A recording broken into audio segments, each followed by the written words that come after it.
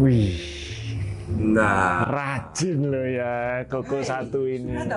sudah. Aku tuh seneng tau ndak. Kamu ngundang jam Kenapa? berapa? Aku datang 1 jam sebelumnya. Karena aku tuh sudah dari dulu berharap pengen diundang di podcast terkenal hukum ini, tapi aku nggak pernah diundang, guys. Terlaluan waktu itu. Jadi aku itu nostalgia. Aku ini lagi kangen sama papaku. Jadi Markus Sayogo itu sedikit orang yang tahu bahwa permainan kesukaannya dia itu ada 2, catur sama kartu. That's true. Ya, pasti tahu juga. Nah, kenapa? Karena itu berhubungan sama pekerjaannya dia, main strategi. Oh gitu. Siap. Itu sedikit orang yang tahu. Tapi lebih sedikit lagi orang yang tahu kalau papaku itu sebelum tidur, setiap sebelum tidur, dia pasti mainan kartu ini. Dia duduk, mau tidur nih sudah siap ya, sudah pakai baju tidur, diranjang, bantalnya di situ, dia duduk, dia noto kartu ini. Dia main beberapa game. Jadi rahasia orang pinter tuh main kartu ya. Setiap Percuma kali sebelum sekolah. tidur, percuma sekolah gitu. Jadi main kartu dan main cantu. Oh kirain main judi. Kalau catur itu bicara soal strategi. Tapi kalau soliter itu bicara tentang kesabaran. Jadi kalau Kok bisa? Pak Markus itu karena arti soliter sendiri itu artinya sendiri. Solitary sendiri. Oke. Dan bahasa kata lain dari permainan soliter itu adalah passion. Passion itu adalah dari kata patience tapi bahasa Prancis. Jadi harus sabar dan menunggu momen yang paling tepat untuk bisa memenangkan sebuah permainan. Sama seperti saya menunggu momen paling tepat mengundang 2 orang gila. Oh iya. Dan Harus sabar. Harus sabar ya. nah, sekarang ya, Entertainmentnya keluar nih. kartu ini sekarang coba saya akan pisah-pisahkan. Berarti waktunya difoto nih. Kartu ini adalah kartu biasa, ya, sama dengan kartu-kartu yang mau beli di supermarket, mau beli di warung, mau beli di luar negeri, di dalam negeri sama. Aku tanya sama Max, kartu itu ada berapa macam, Max? Maksudku warnanya. Ada 2. Max sama Lesti tahu sadar apa enggak? Kenapa 2? 2 itu menandakan siang dan malam. Oh, oke. Simple 2. Oke. Kemudian dari kartu ini ada 4 macam kartu, yaitu apa saja? Diamond, clover, heart, sama spade. Nah, ada 4 itu menandakan 4 musim dalam setahun. Oh, Oh oke. gitu. Ya. Ini beneran. Beneran. Oh, Bukan- gitu. Ini aku bukan mau sulapan ya. Bukan mau sulapan. Oh, Ini iya, iya. Aku ngasih tahu Oke. magicnya dari kartu-kartu itu. Ya.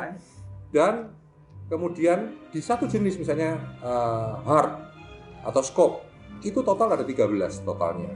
Itu menandakan 13 fase bulan dalam 1 tahun. Oke.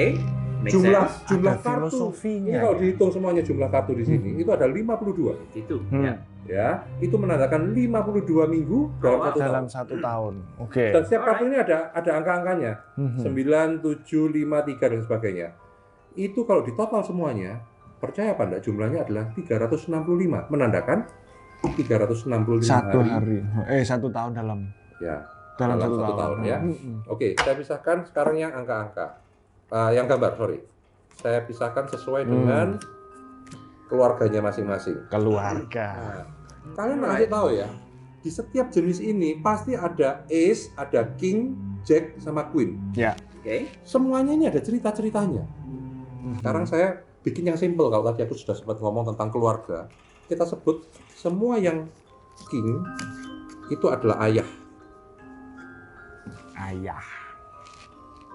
Yang ibu adalah queen-nya.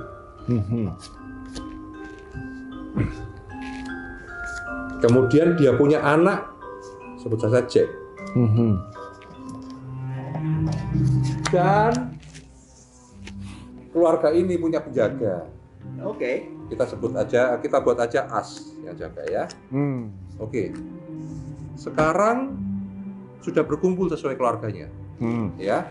Saya minta tolong Max untuk dirapikan, ditumpuk, dirapikan saja sesuai dengan urutan itu. Campur ya. ya. Campur ya. Oke. Oke. Saya minta Leslie untuk menumpuk, terserah mana kemana terserah. Oke. Mana kemana? Oke. Max mau cut lagi? Enggak deh. Oke. Nah. Ulang lagi. Oh iya. Nggak percaya. Oke, saya.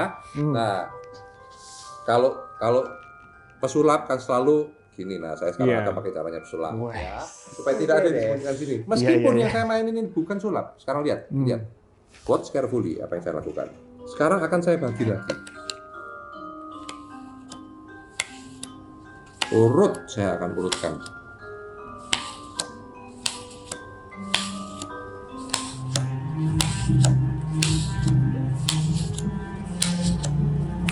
Ini nggak ada editingnya. Iya kok. Langsung loh ini. Ya. Ini nggak boleh Oke. editing loh ini. Nggak ada kamera trick nih. Nih. Secara logika Max, Leslie, setelah tadi kalian cut semau kalian, Acak logikanya dong. akan ngacak, Random. ya, akan random. Nah, inilah misteri dari kartu, inilah magicalnya dari kartu. Kenapa? Setelah tadi kalian cut, Masa ini jadi kembali ke keluarganya sendiri-sendiri? kita lihat, kayaknya kalau kembali ke keluarganya sendiri-sendiri itu kayaknya enggak Max. Oh enggak. Ya, tapi mereka akan kumpul What the? anak kumpul anak, pembantu kumpul pembantu, papa kumpul papa, Mama kumpul mama. mama Ini kumpul yang mama. bahaya, arisan soalnya. Nah, ya, oke. Saya Stephen Sayoko. It's Alright. showtime.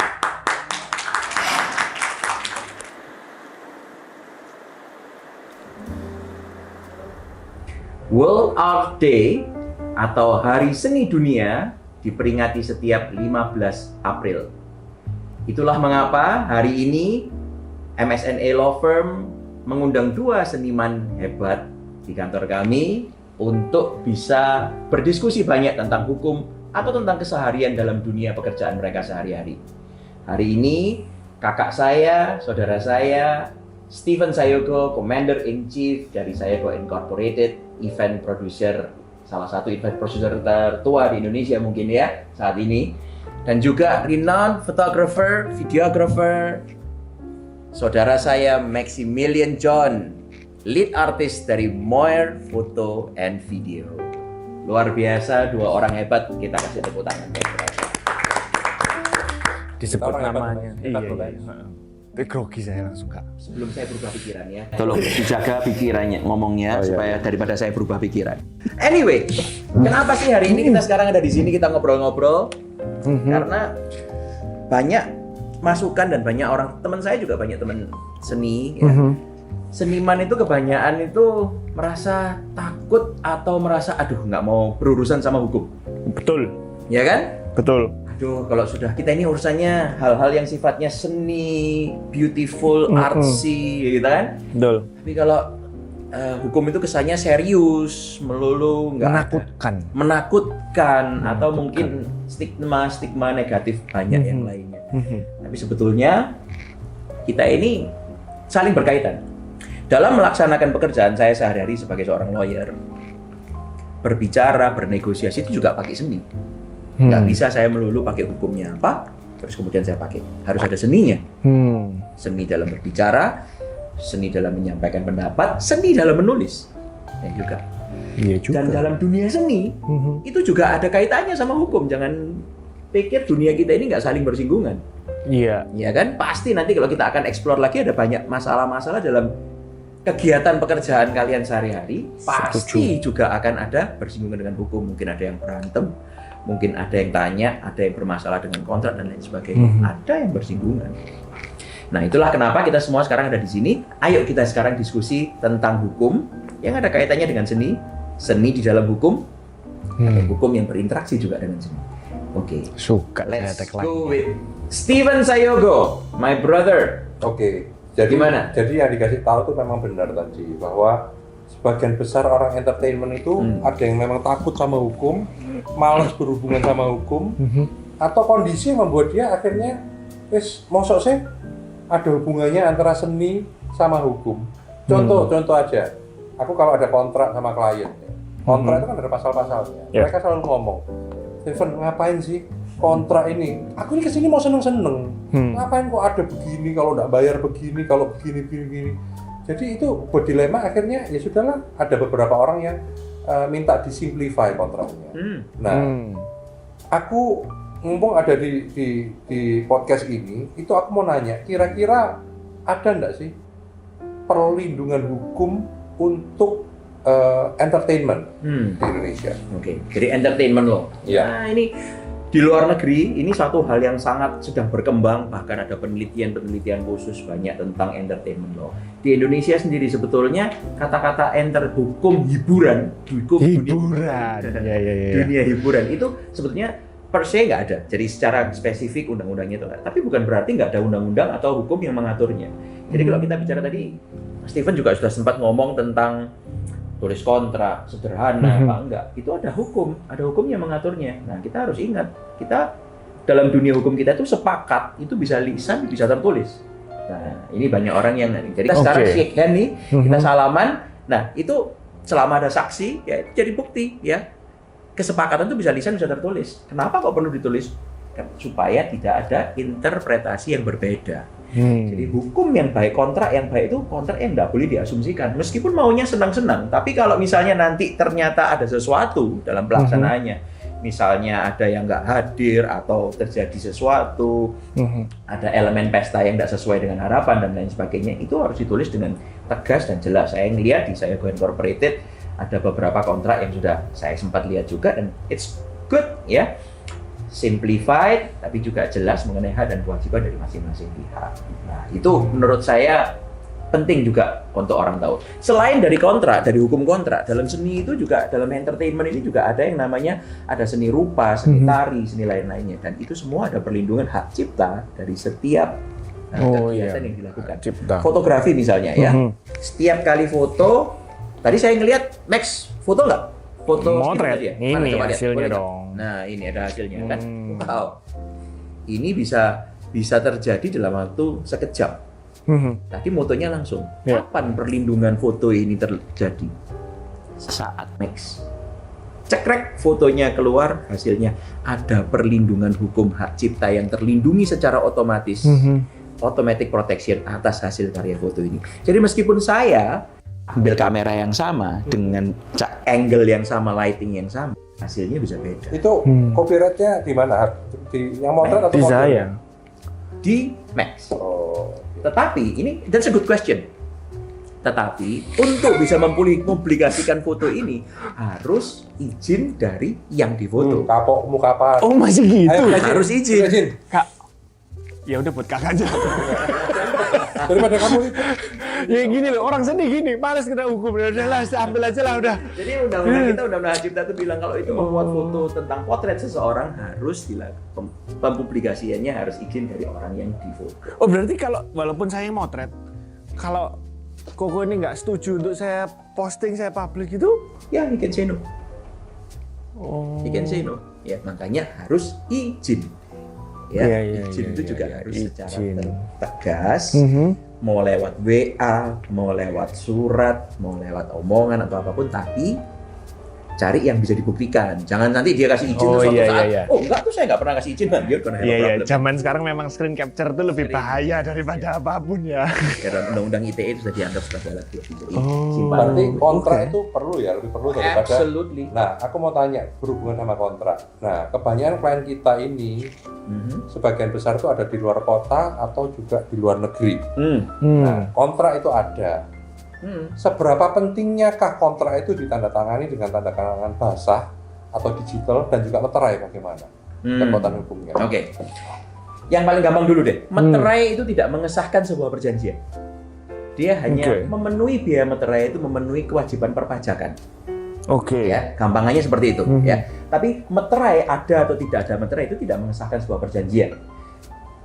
Tadi saya bilang salaman aja itu menurut hukum mengikat. Ya, gimana caranya memasang meterai di tangan kita? Kan enggak. Meterai itu juga ada yang namanya pemeteraian kemudian, ya. Itu jadi bisa dimeteraikan di belakang hari, ya, di nasetel namanya. Nah, itu pemeteraian di kemudian hari. Jadi itu semua bisa dilakukan. Jadi meterai tidak mengesahkan sebuah perjanjian.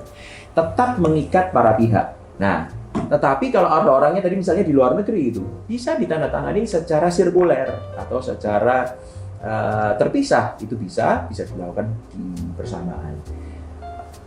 Adalah baik kalau memang tanda tangannya adalah tanda tangan basah, karena pembuktian di Indonesia itu tetap pembuktian yang minta aslinya.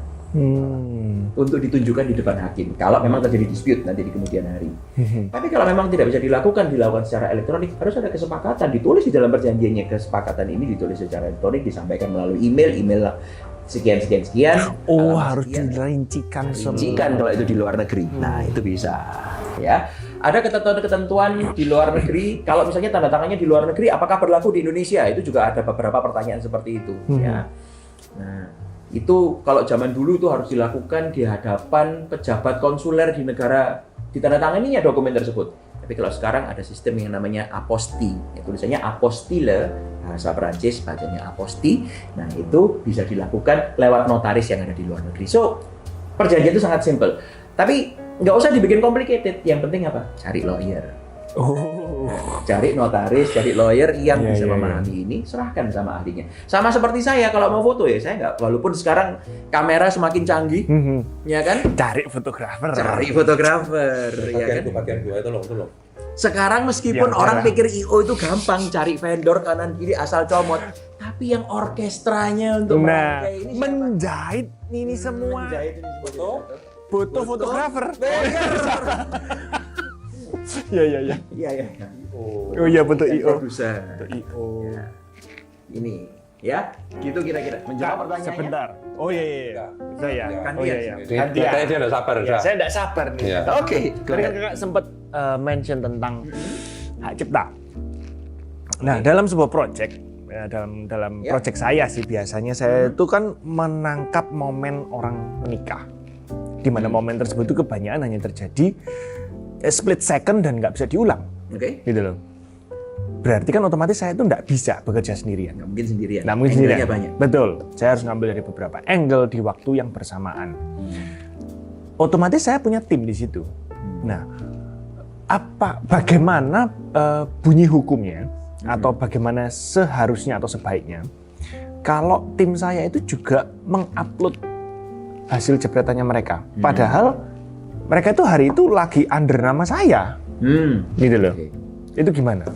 Yang bayar seniman-seniman itu siapa? Saya sebutnya seniman deh, artis ya. Oke. Yang bayar siapa? Yang bayar mereka. Saya atau Max? Dari saya dulu. Moir dong. Jadi klien kan pasti datang ke Moir hanya untuk hire foto video acara. Betul. Moir merasa untuk bisa mengcapture suatu momen itu harus di berbagai angle, sama seperti video kita nih kali ini nih. Ya kan? Hari ini kita juga ada beberapa angle yang shoot kita hari ini. Oke. Nah, itu pasti nggak mungkin satu, harus ada beberapa orang yang terlibat. Semua orang ini kalau memang dia bekerja, undang-undang mengatakan kalau itu dia bekerja di bawah seseorang atas bayaran seseorang, maka pemegang hak cipta itu adalah Max. Oke. Hak cipta itu ada dua itu ya. Kita di podcast kita yang sebelumnya kita udah pernah ngomong hak ekonomi sama hak guna. Hak guna cipta sama ekonomi. Hak moral. Hak moral sama ekonomi. Oke. Hak moral itu pasti akan melekat pada si pengambil gambar, ya, fotografernya atau fotografernya. Bahwa kita juga tidak bisa bilang bahwa yang foto ini semuanya adalah Max, orangnya banyak, ya kan? Tapi dia bekerja di situ sebagai moir.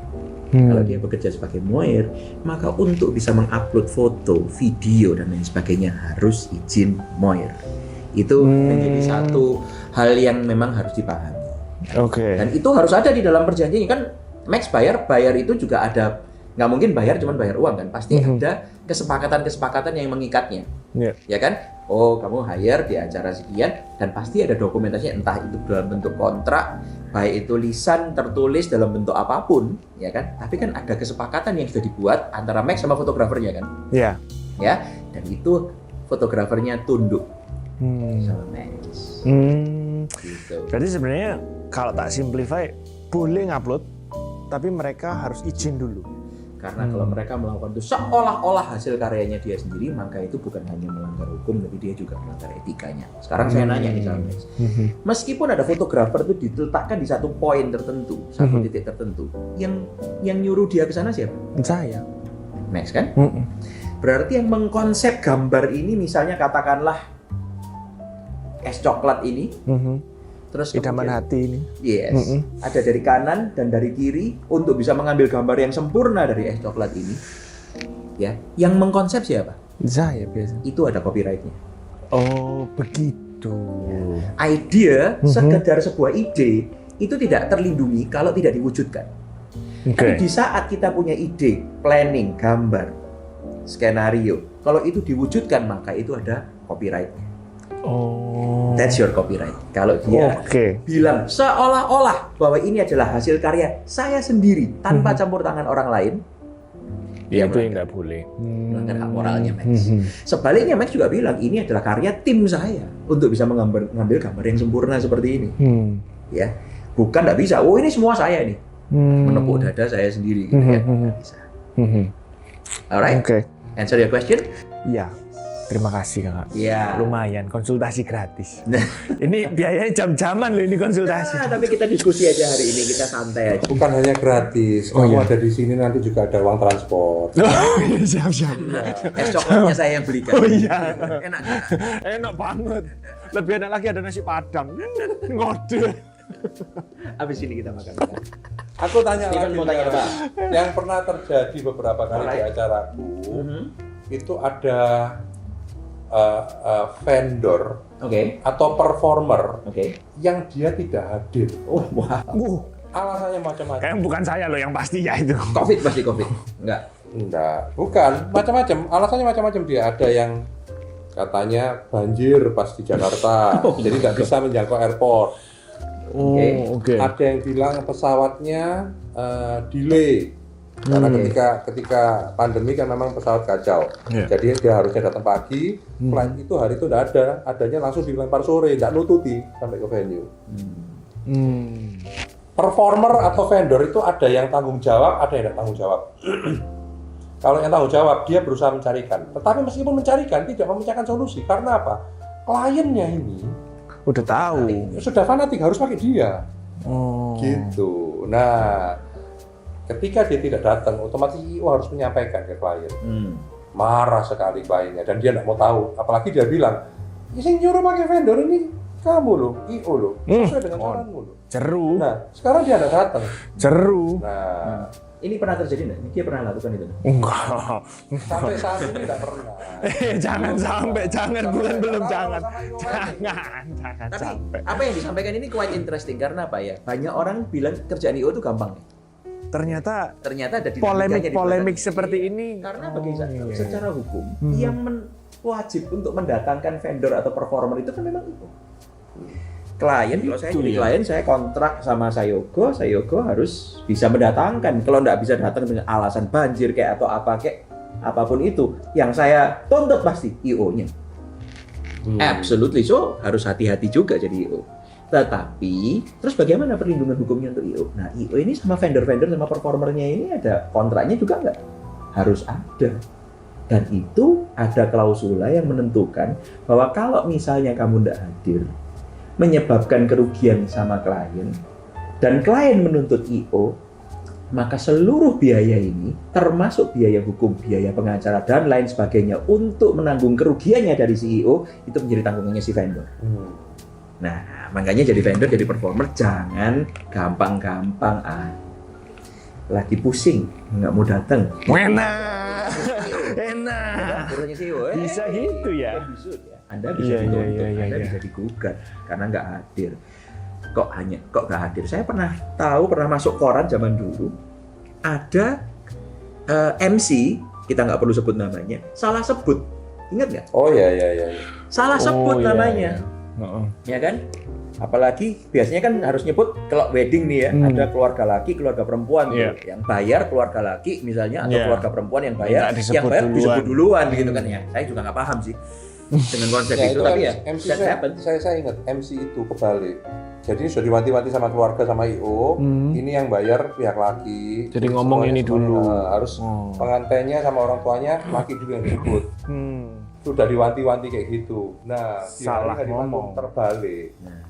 Padahal sebetulnya itu honest mistake karena biasanya di dalam dunia barat biasanya perempuan itu disebut dulu. Makanya kita ngomong ladies and gentlemen. Oh iya, ladies and gentlemen ya kan? Bukan, sama juga kalau jalan gentlemen and ladies. Jadi biasanya panggil tuh. Ya, tapi it's an honest mistake. Dan dalam hal itu seingat saya itu bukan case saya handle. Jadi saya juga nggak tahu kondisinya seperti apa. Tapi pada waktu itu sampai MC-nya harus ngasih pengumuman minta maaf di koran. Wah, anjir. Ngasih pengumuman di koran itu berapa? Wah, anjir. Cuman perkara ngomong gitu, Dok. Iya. Ngasih pengumuman minta maaf di koran bahwa ini. Ya, kalau menurut saya itu lah torok, Kak. Oh, udah karuan. Karena katakanlah ya misalnya aja ya, ownernya dia misalnya 5 juta misalnya. Iya. Itu masukkan iklan di koran 200-300 juta. Lah iya loh. Loh berarti memang bisa seperti itu. Makanya butuh juga kebijakan. Kalau menurut saya orang yang membaca itu semakin menertawakan nama pengantinnya. Iyalah. Ya kan? Logikanya sih gitu. Sebetulnya sih seperti itu. Logikanya kayaknya gitu. Ya kayak gini ya kok diributno. Jangan sedikit-sedikit juga kita harus memahami hukum, tapi jangan sedikit-sedikit menyalahgunakan hukum. Karena punya power, make sense. Terus kemudian menekan pihak-pihak. Iya. Sebetulnya juga pekerja seni yang harusnya sama-sama dihargai. Ya, jadi hati-hati juga untuk para vendor ya atau para performer, have to be careful, honor your contract kan. Ya. Warren Buffett, ya kita semua tahu seorang ahli keuangan namanya Warren Buffett itu pernah bilang, it is impossible to unsign a contract. So do your thinking before you sign. Make sense. Ya, kita mau bukan membatalkan perjanjian ya, tapi kita mau kita kalau udah tanda tangan kan nggak bisa dihapus tuh. Iya. Ya kan? It's impossible to unsign a contract, untuk tidak menandatangani. It's impossible. Jadi sebelum tanda tangan pikir dulu. Berarti Max, itu pelajaran buat kita bahwa kontrak itu penting sekali. Karena di bisnis kita ini, ya kalau aku mau jujur ya, banyak vendor-vendor itu justru yang tidak main kontrak. Karena merasa bisnis ini bisnis senang-senang. Iya, dan mereka hanya perjanjian sama klien, entah itu nilai puluhan juta atau ratusan juta, hanya nota. Tanda terima, DP, tampil di acara kapan. Sehingga karena sudah terbiasa membudaya seperti itu, kita yang main kontrak, kliennya akan mikir, kok kaku? Bener, kata itu ribet, kaku, saklek, kok meden-medeni di depan, kata-kata kontraknya menceno. Iya. Iya. Beberapa klienku juga ngerasa kayak gitu. Itu kenapa butuh seni untuk nulis. Nah, kita beberapa kali membuat perjanjian itu yang jelas, jadi bukan kalimatnya panjang gitu ya, ngomong kayak puisi gitu. Bukan seni gitu ya. DP hangus tapi 1 lembar. Nah, itu juga problem dari drafternya. Jadi juga ada juga zaman sekarang ini lawyer yang namanya certified contract drafter. Jadi ada contract drafter yang memang sudah certified ya. Jadi banyak tim saya yang juga certified contract drafter. Saya juga sering memberikan pelatihan materi tentang contract drafting. Di mana pembuat kontrak itu harus lugas, jelas, dan jangan terlalu berkepanjangan, kalimatnya diulang-ulang, pakai kalimat yang tidak dimengerti dan sebagainya. Ingat, undang-undang kita berbicara, pasal 1338 KUH Perdata bilang, kalau perjanjian itu dibuat oleh para pihak, maka itu menjadi undang-undang bagi para pihak yang membuatnya. Jadi itu jadi law-nya. Jadi kalau tadi tanya, hukumnya di mana entertainment law? Jadi kalau kita nulis kontrak itu jadi undang-undang. Jadi kita sekarang bertiga nih nulis kontrak itu mengikat kita bagaikan undang-undang seperti undang-undang lainnya. Alright. Sebegitu pentingnya. Dan dengan kontrak yang safe sebetulnya ya, klien itu mestinya harus tahu bahwa secara tidak langsung juga melindungi dia juga sebenarnya. Dan melindungi dia sih. juga. Sebenarnya iya. Kontrak yang baik itu kontrak yang prima. Jadi bukan hanya untuk CEO, untuk si vendor, tapi juga buat kliennya. Iya. Ya karena di satu sisi kita juga nggak ada niatan mau apa gitu loh. Iya kan. Kita cuman kan sering kali kalau aku merasa, aku selalu bilang sama timku, somehow kerjaan kita tuh kayak it's a losing game kalau aku tuh bilangnya gitu. Kok bisa? Maksudnya selalu ngalah.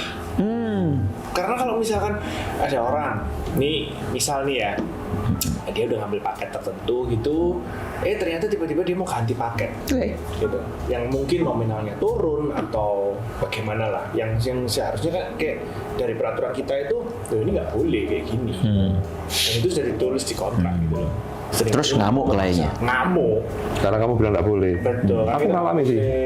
Pekerjaanku juga ngalami itu kayak gitu. Di secara administratif kita sudah nyatuin itu. Coba tanyain ke kliennya lain kali. Kalau beli baju di TP ya, ada banyak toko-toko yang branded gitu ya. Kalau beli barang, boleh tukar nggak? Boleh ya? Boleh kan? Ada banyak beberapa toko ya. Boleh. Boleh tukar kan? Ya 30 hari menunjukkan nota. Iya. Uangnya kembali nggak? Enggak sih. Kalau misalnya kita beli baju harga 100.000, kita mau tuker dengan yang harga 50.000, yang dibayar berapa tetap? 100.000 kan? 100. Ya, intinya duitnya nggak bisa balik. Simple. Iya juga. Yang boleh Loh, adalah kenapa kok saya jadi kosong otak saya? bukannya memang Iya juga. ya, bukannya memang begitu. Iya, begitu. Kenapa kok kita tahu sudah dari 100, kalau kita beli baju 100, sama, terus kemudian tuker yang 50.000, kita bayarnya tetap karena yang waktu kasirnya itu sebelum dia itu kan dia ngomong ini bisa ditukar dalam waktu berapa lama? 30 hari biasanya kan. Dalam 30 hari bisa ditukar dengan barang yang harga yang sama atau yang lebih murah. Harganya uangnya tidak bisa kembali. Artinya apa? Kasirnya ngomong dulu rules and regulation-nya seperti apa. Dan itu berarti disepakati. Iya. Jadi kalau dia udah ngomong begitu, kita tetap beli bajunya, berarti kita bound atau terikat dengan ingat kesepakatan bisa lisan bisa tertulis, nggak ada kontraknya tuh. Ya, tapi itu peraturannya seperti itu. Makanya di dalam MOIR maupun di dalam Sayoko juga harus ditulis dengan jelas. Kalau Anda mau downgrade, go ahead, money is not coming back. Jadi pikir-pikir dulu. Karena alasannya apa sih biasanya orang-orang kalau gitu tuh ngomongnya? Macem-macem. Contohnya? Macem-macem. Yang paling gampang kalau misalkan masalah ganti tanggal nih ya, ganti tanggal, bukan ganti tanggal masih. Iya. Apa budget atau apa? Ya biasanya budget ngomongin. Aku hitung itu budgetnya kok jadi bengkak ya. Nah ya itu tadi, yang tadi saya bilang, do your thinking before you sign gitu. Kalau saya ngelihat dalam hal demikian, memang hubungan baik ini, relationship ini penting. Karena pasti sama seperti itu. Kalau kita bikin party, anaknya banyak, 4-5, pasti kepingin party, anak-anaknya juga ikut kita juga. Dan kita mesti memberikan service yang paling baik. Kalau kita tidak memberikan service, dianggap juaji ya sama klien, maka nanti dia nggak mau balik lagi pakai IO yang lain atau pakai fotografer yang lain. Nah ya ini kembali lagi pada kesepakatan, kembali lagi pada seni bernegosiasi. Jadi seni itu bukan hanya untuk moto, bukan hanya untuk bikin party, tapi seni bagaimana bernegosiasi. Bagi saya juga seni dalam menulis kalimat yang baik, lugas dan jelas. Ya kembali lagi ke situ. Tapi ya tadi Max sempat nyinggung tentang beda tanggal ya tadi ya. Ya. Nah itu sebetulnya jadi tanggal. Saya memandangnya begini, sebetulnya nggak fair. Karena beberapa kali juga terjadi sama saya. Sekarang kalau Max misalnya katakanlah tanggal 10 di hire, di kontrak tanggal 10. Karena kebanyakan kan biasanya kontraknya cuma nggak ngomong panjang lebar dulu, mungkin ketemu di pameran ngomong tanggal 10 gitu kan. Ya, terjadi kan. Booking tanggal 10 gitu, 10 April atau 10 Mei gitu misalnya. Berarti kan seharusnya klien tuh menyadari pada waktu Max setuju untuk foto tanggal 10 April atau 10 Mei, tanggal itu Max nggak bisa terima kerjaan lain, betul nggak? Betul. Betul nggak? Sama seperti IO kan? Kalau sudah pesta di situ, terus kemudian itu dirubah, menyebabkan kerugian kan? Bukan cuma itu, kita udah ada orang yang mau masuk, kita udah tolak. Nah, itu. Akhirnya jadi gitu. Terus dia mau pindah tanggal, lah tau gitu kan yang mau masuk biarin masuk. Exactly, makanya di kontrak itu harus jelas kalau kamu pindah berhak untuk bisa tambah biaya. Boleh, tapi itu disepakati dan diomongin. Tapi jangan ditulis kecil-kecil, kliennya nggak tahu nggak. Kontrak itu bukan hanya disodorkan untuk ditandatangani, ditunjukkan, dijelaskan, ya, suruh dibaca, terus kemudian tanda tangani. Do your thinking before you sign, ya, not after. Lebih konyol lagi kontrak acara tanggal 10 Mei, dia mundur ke misalnya Agustus. Pas Agustus dia mau pesta itu kita sudah full book. Terus dia minta balik uang mukanya. Oh, nggak bisa. Makanya tulis. Pernah ngalami toh? Pernah. Aku juga pernah. Seolah-olah itu dijadikan alasan. Loh, kamu yang nggak bisa ngeladeni kok. Padahal Yang mau minta ganti kan kamu. Emangnya kamu bisa di cloning gitu? Nah gitu loh. Yang mau minta ganti kan situ. Lihat ya. kontraknya. Makanya kontraknya ngomong apa? Kalau itu jelas hari tergantung availability. Ya. Makanya Kita betul. Tulis peraturannya yang jelas. Kita sekarang mau ke luar negeri naik pesawat, ya kan juga cancellation kalau mau dipindah juga bayar cancellation-nya.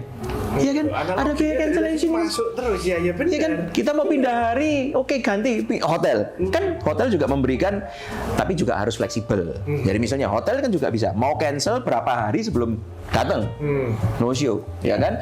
24 jam, 12 jam atau berapa kalau di hari H dia datang ada cancellation, pasti uangnya dihanguskan. Iya.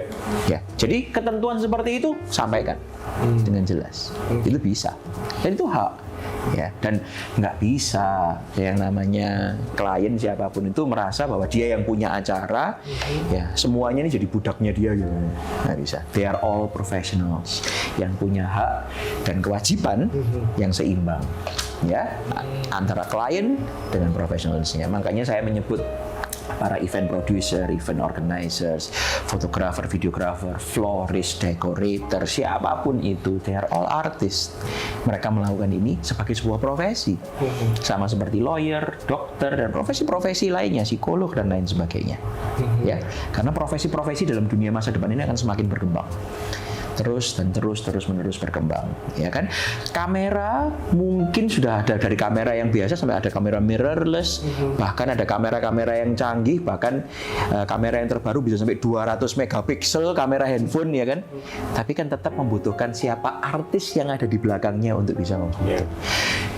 Band, penyanyi, penari juga banyak. Tapi bagaimana itu merancang menjadi satu kesatuan yang membentuk suatu harmoni, itu dibutuhkan seorang I.O. Kurang lebih seperti itu. Ya. Siap. Intinya cari lawyer. Ini podcast atau iklan? Ya podcast yang bikin iklan aku. Minumannya enak. Oh ya, beli di mana? Ini idaman hati. Oh ya, bisa didapetin di mana? Really good. Oh, banyak. Iya, di Instagram sekarang sudah banyak. Sekarang promosi banyak loh ya di Instagram. Ya, promosi di Instagram di dunia maya itu sekarang sudah semakin banyak berkembang ya.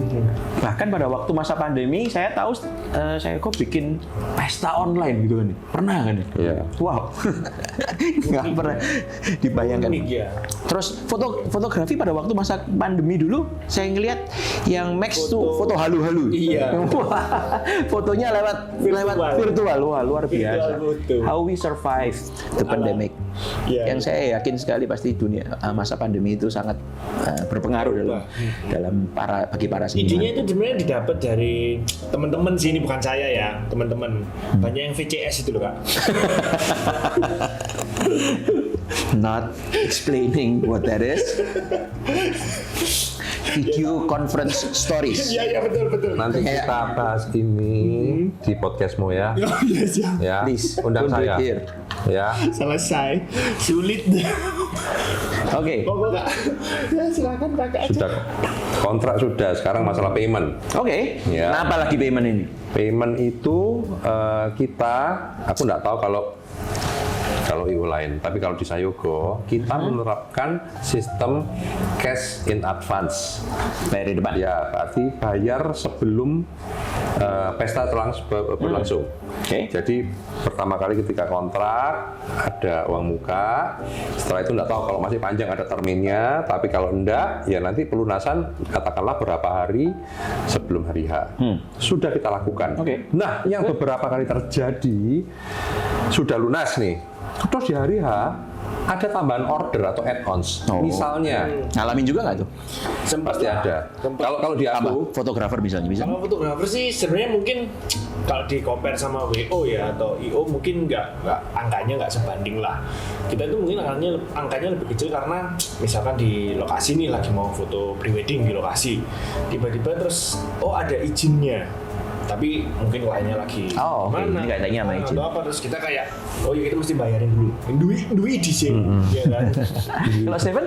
nah kalau aku di hari H itu tiba-tiba dari booking kamarnya, misalnya kamarnya 20, ada keluarga-keluarga yang datang tambah kamarnya tambah lagi 10. Terus karena tamunya membludak, pesen makanannya untuk 500 orang, tambah lagi 100. Oh, oke. Nah, kan nggak mungkin klien yang sudah macar, jadi pengantin, kontrak atau bayar, atau kartu kreditnya mana, atau transferen, atau pakai QRIS, nggak mungkin. Ya, dan ketika hal itu terjadi di hari H, aku ngomong sama klien, oke, setuju ya, ditambah, aku order sama venue atau sama hotel, karena hubungan kita baik sama mereka, tanpa uang pun, mereka keluarkan makanan itu dan dibukakan kamar. Nah, yang terjadi setelah itu, kita bikin invoice untuk klien ini. Dan yang luar biasa, ngilang. Nah, Terus kemudian punya ketahuan. ya, marketingku yang nagih ini diblok. Sampai gitu. Sampai diblok nomor handphonenya, WA-nya nggak bisa kontak sama sekali. Aku pernah dengar ceritanya tapi dulu banget waktu awal-awal aku motret gitu loh, Kak. Ada WO yang curhat cerita, aduh klien ini ada tagihan segini tapi akhirnya nggak dibayar apa kabur apa gini gitu. Tak pikir hari-hari ini urusan gitu kayaknya udah selesai. Masih ada dan mereka ya secara ekonomi mereka ya orang kaya sih sebetulnya. Jadi bukan nggak bisa bayar loh. Mungkin itu yang bikin mereka kaya. Oh. aku tak coba. Bisa dibuat mata pencarian itu ya. Jadi tolong pesta tiap bulan sekali. Jangan dijadikan mata pencarian, itu ada hukumnya loh.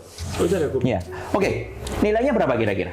Nah, karena itu add-on, Biasanya nggak signifikan angkanya. ya mungkin ya 50 100 juta, ya 100 juta. 100 jutaan lah. Gitu. 100 juta nggak signifikan. Gimana ceritanya?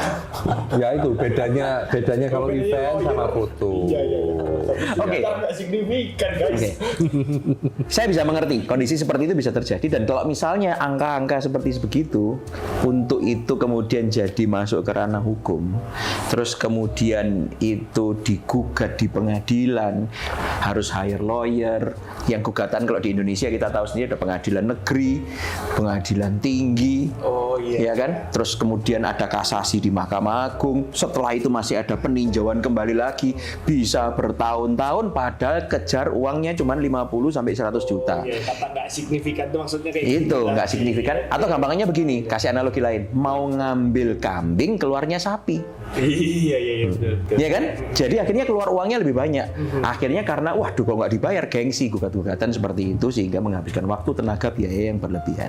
Nah sebetulnya masalah ini juga pemerintah Indonesia ini juga sudah tahu, itu juga Mahkamah Agung juga sudah mengerti. Makanya sekarang ini ada yang namanya gugatan sederhana.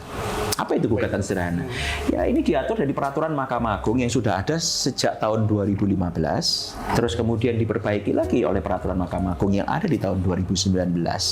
Jadi pada intinya ini mengatur tentang mekanisme gugatan sederhana. Gugatan sederhana ini adalah gugatan untuk perkara-perkara yang nilainya di bawah 500 juta rupiah.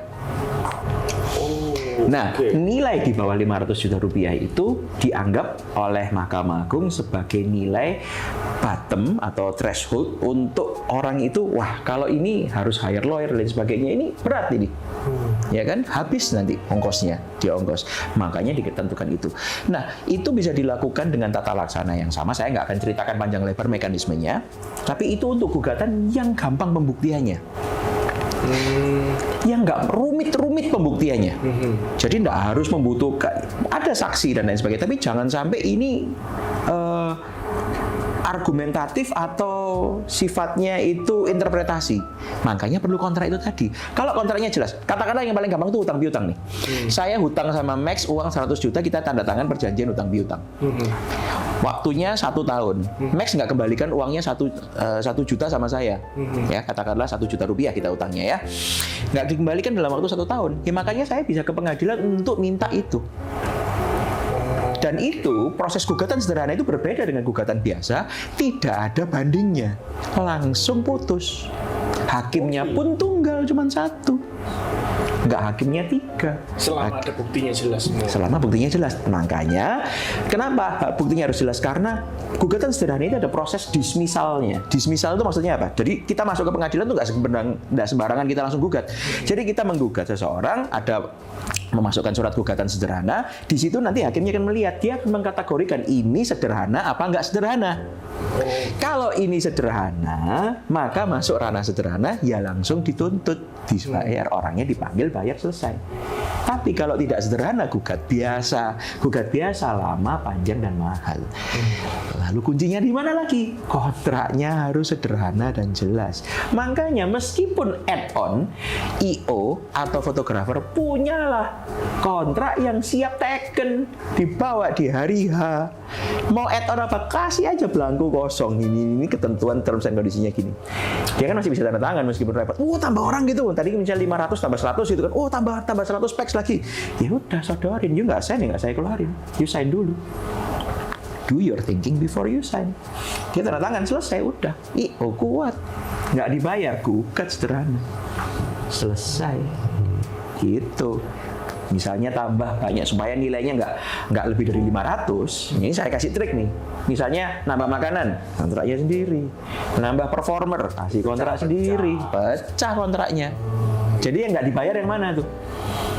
Kata aja satu-satu. Tapi ini ya, this is a trick, nggak bisa diserahkan semuanya sama lawyer. Boleh pakai lawyer, tapi para pihak harus hadir sendiri. Tapi kan ya asik, dia juga harus datang. Yang merit atau yang punya acara yang pesta harus datang tuh di pengadilan. Mau nggak dia? Ketemu. Sidang tilang aja kagak mau, pengen cara-cara yang lain ya kan? Sidang yang tilang aja banyak orang pakai calo tilang gitu kan? Nah, coba. Nah, ini salah satu mekanisme. So, menjawab pertanyaan itu, yes. Buat kontraknya jangan digampang-gampang hanya sekedar lisan, apalagi nggak ada saksinya, walaupun sepakat bisa lisan ya. Tapi kalau nggak ada saksinya repot. Yang dikejar-kejar nanti IO, dikejar hotel, dikejar vendor, dikejar siapa-siapa. Kalimat saktinya klien, mosok nggak percaya. Iya. Sering. Ya. Sering. Masa nggak percaya? Ya, harusnya klien percaya sama kita di saat kita menyodorkan. Berarti menyodorkan semua itu kalau ada dokumentasinya dengan baik dan jelas. Berarti kita ini tertib. Aku tiba-tiba kepikiran masalah cash-cashan tadi, Kak. Kenapa, Kes? Pembayaran. Masalah pembayaran. Tadi kan aku sempat tanya kalau kliennya ini mau downgrade, ya kan? Apakah peraturan yang sama, maksudnya tadi solusi yang sama itu juga berlaku kalau kliennya ini misalkan batal, misalkan dia udah booking untuk tanggal sekian hari pernikahannya dia, ternyata dia bilang, waduh aku mesti cancel nih, bisa nggak DP-ku balik? Kalau misalkan bisa, sampai maksudnya gini, alasan apa yang kira-kira kayak itu tergantung cancellation policy-nya, Max. Setiap kali kita hire airline kan juga ada cancellation policy. Jadi Max juga harus tulis cancellation policy-nya seperti apa. Undang-undang tuh bilang gini, ya. Klausula batal itu selalu dianggap ada di dalam sebuah perjanjian meskipun tidak secara tegas dicantumkan. Jadi orang tuh mau membatalkan tuh boleh-boleh saja, tapi syarat dan ketentuan berlaku. Makanya ditulis polisinya apa, cancellation, uang hangus, kayak uang dikembalikan, kayak atau apa. Terserah kesepakatan para pihak yang dibuat bagikan undang-undang. Nah makanya harus ditentukan. Tapi kan kayak tadi, karena nggak fair. Kalau misalnya mau sudah hire, ya kan? Kalau gitu kan saya bisa aja jadi kompetitornya Max. Hire tanggal-tanggal, misalnya tanggal penting, Valentine's Day misalnya, 14 Februari, ya kan? Wah, di hire duluan. Tentu tanggal pasti laku, atau bulan ber gitu, biasanya IO juga gitu, tanggal-tanggal cantik ya, atau yang tanggalnya 12-12, 11-11 gitu kan ya, kayak online shopping gitu kan ya, promo online shopping gitu, ya kan? Nah itu, ya kan tanggal-tanggal cantik-cantik itu kan selalu orang ngambil gitu kan. Nah kalau misalnya kayak begitu terus kemudian dia batal, kan Max juga ada kerugian. Jadi sangat wajar dan berhak untuk mencantumkan klausula tentang kerugian cancellation policy itu, bahwa either uang itu hangus ataukah uangnya tetap dibayar full, dan lagi ditentukan juga berapa lama sebelumnya itu bisa gitu. Kalau 2 hari sebelumnya Max nggak mungkin bisa dapat job lagi. Iya kan, nggak mungkin bisa dapat klien lain gitu kan. Kan bisa aja. Iya. Kalau setahun sebelumnya dia cancel, ya kan masih memungkinkan kita pasang di Instagram, hey kita kosong tanggal sekian. Tapi kalau misalnya tinggal 2 hari, who's gonna do that? Ya kan? Nah, kerugian itu harus bisa dimitigasi. Makanya sejauh kapan orang itu bisa cancel, dan kemudian cancellation policy-nya seperti apa. Return policy kalau kita beli baju juga ditulis. Tag-nya nggak boleh dicopot misalnya. Itu kan juga salah satu ketentuan yang harus disepakati juga. Ya. Oke? Saya ini kan pecinta, bukan pecinta, gimana menyebutnya ya? Saya tuh mengagumi sosok seorang wanita. Ya kayak pria ya, normal. Ya, karena siomu kelinci dan kamu playboy. Gak ada hubungannya. Cuma saya dari tadi ngeliat ini kayak bajunya udah estetik gitu kan, matanya pakai ditutup. Saya udah ngeliat ini bondage kayaknya nih. Ini bukan bondage. Sorry. Lari-larinya ke situ. Ini namanya Dewi Justisia. Enaknya saya berdiri atau gimana nih? Berdiri aja ya. Enggak. Saya cuma pertanyaan gini loh. Yang unik, saya setahu saya ya, di mana-mana timbangannya itu imbang. Lah ini duit asli. Iya, itu duit. Lah ini kok duitnya yang lebih. Tapi sebentar. Itu nggak usah dimasukkan itu ya. Ini duit beneran ini. Maaf. Oke, saya ceritain nih. Yang lebih berat gitu loh. Jadi kenapa ini dari zamannya Pak Markus nih. Pak Markus juga punya patung yang serupa, bukan ini patungnya, patung yang lain, tapi dia juga bilang ini, uangnya lebih berat dari bukunya. Maksudnya apa? Apakah banyak orang yang tanya itu apakah artinya hukum bisa dibeli? Hukumnya bisa dibeli, semua bisa dibayar. It's not it. Sebetulnya maksud dari kita memajang ini sebetulnya bukan itu. Di sini ini ada KUHP dan ada kontrak nih. Uangnya lebih berat. Saya ngomong kontrak dulu. Ya. Sebentar, saya ceritain Dewi ini. Dewi ini adalah Dewi Justisia, ini bukan bondage. Dan kenapa kok dia matanya ditutup? Karena sebetulnya Dewi Justisia ini dia nggak boleh pandang bulu, dia harus fair. Kenapa kok wanita, kenapa bukan pria? Karena wanita lebih banyak, perasaannya itu lebih dalam. Hati nuraninya lebih baik. Dia juga pegang pedang, pedangnya juga pedang bermata dua, bisa mengenai dirinya dia sendiri dan bisa kepada orang lain. Makanya dia juga harus adil. Dia membawa timbangan. Memang seharusnya timbangan ini dibuat seimbang. Tapi timbangan ini sengaja memang saya bikin ini. Kenapa? Di sini ada hukum kontrak nih ya, tulisannya kontrak nih. Nih kontrak ya. Kecil kontrak. Banyak lawyer yang saya menggeluti dunia corporate law, ya, hukum perusahaan, di mana banyak orang itu lawyer itu sering menerapkan hukumnya itu begitu berlebihan sehingga dia itu tidak mementingkan kepentingan kliennya. Bagi saya, uang ini perlambang klien, kepentingan dari kliennya. I'm a business lawyer, the business always comes first. Ya. Jadi kalau saya mementingkan itu bukan hanya sekedar tulisannya atau ketentuan kata-katanya, tapi bisnisnya itu harus didahulukan. Gimana caranya? Karena kalau kontrak itu mau dibuat sebagus apapun, tapi nggak ditandatangani, nggak ada gunanya. Sama aja bohong. Kalau kontrak itu ditandatangani pun, terus kemudian tidak ada itikat baik di dalamnya untuk mementingkan kepentingan bisnisnya, nggak ada gunanya. Kontrak itu dibuat karena untuk kepentingan bisnis pasti. Itu perjanjian itu pasti ada kepentingan bisnisnya. Kan bukan kontrak kayak perjanjian perkawinan sekalipun ada kepentingan planningnya juga. Nah itu. Lalu satunya lagi buku KUHP. Apakah berarti bisa dibeli hukum pidana? No, that's not my point. Dalam hukum pidana itu dikenal yang namanya restorative justice. Ya, dikit-dikit tadi, kayak tadi contohnya yang saya tadi kasih contoh, orang-orang laporin ngancam itu MC tadi itu yang saya bilang, yang salah sebut itu dilaporin polisi lah dan lain sebagainya. Padahal itu sebetulnya bukan itu. Sebetulnya hanya kepentingan-kepentingan yang sebetulnya kepentingan bisnis yang kemudian digeser-geser ke ranah pidana. Dan banyak kan sekarang seperti itu. Makanya dalam dunia pidana itu ada yang namanya restorative justice, atau bagaimana cara kita memediasi, menyelesaikan suatu permasalahan untuk kepentingan para pihak tanpa mengedepankan sifat-sifat yang sifatnya represif, mau hukuman, penjara dan lain sebagainya yang sifat-sifatnya tidak baik. Tapi dengan adanya restorative justice itu maka namanya kata-kata restoratif, keadilan yang direstorasi, ya berarti dikembalikan keadaan semulanya. Sudahlah, untuk bisa ditenangkan posisinya ke para pihak supaya sama-sama bisa menerima keadaan yang ada, supaya tidak melulu masuk dunia hukum. Ayah saya, Markus Sayogo, mungkin Stephen juga masih ingat dia. Ayah saya juga sih. Ya, makanya Stephen juga pasti ingat. Iya toh. Iya, masa ayah itu. Dia sering ngomong kalau orang itu meninggal dunia hindari masuk neraka. Kalau kita hidup hindari masuk pengadilan. Ya, jangan masuk ke pengadilan. Itulah kenapa saya sebagai lawyer selalu ingin mengedepankan prinsip-prinsip untuk bisa client oriented, untuk bisa memahami kepentingan klien, kepentingan bisnisnya klien, lebih dari hanya sekedar menegakkan hukumnya. Hukum harus ditegakkan tetap, tapi kepentingan klien, bisnis itu juga harus diutamakan. And a good contract is a balanced contract. That's why itu ada di situ. Ternyata menjawab gitu. Pertanyaannya?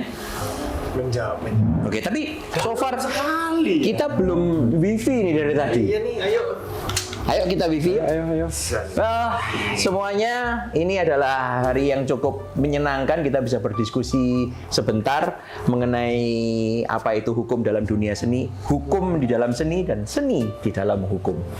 Itu dua hal yang tidak bisa kita pisahkan ya, sebagai satu kesatuan yang ikut merata jadi satu ya. Khususnya di hari ini, World Art Day, Hari Seni Dunia. Setiap kita pasti punya seni apapun itu di dalam hidup kita masing-masing. Oke? Dan dalam setiap kehidupan kita ada hukum yang mengikatnya. Never forget, let's talk more about law. Let's take a wifi, guys. Come on. Ayo. Let's take a wifi. Aku harus yang dari sana. Kenapa kok gitu? Ini tanganku harus pakai tangan. Alright. Ayo. Let's go. Sebelah sini soalnya. Nyala belum sih? Kamera pinjemin ke Toro ini. Ayo, come on. Harus. 1, 2, 3. 1, 2, 3.